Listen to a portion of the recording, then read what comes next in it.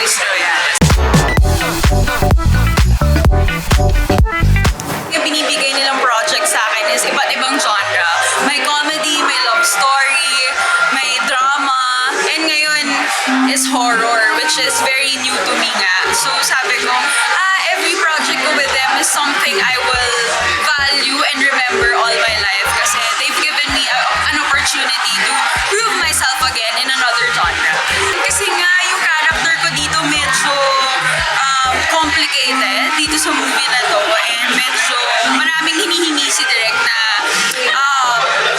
tawag dito sa character ko na to. Kaya talaga pinag-aralan ko, nagtanong ako kay Direk Cabrito kung ano yung mga dapat kong gawin or ano yung mga kailangan kong pagkukunan ng pansin when it comes to my character.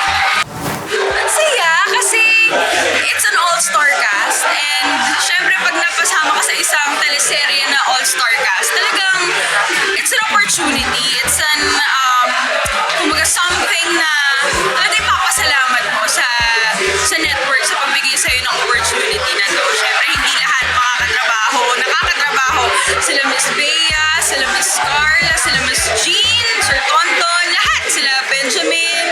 So talagang sabi ko, okay, ang saya mo pasama sa Widow's War. Yung character ko it's a crossover character from another show, which is in Royal Blood. So sabi ko, okay, nakaka-pressure kasi sana hindi pa nila nakakalimutan si Beatrice Royales. Pero so far, sabi ko, ang saya kasi hindi nila ako nakakalimutan.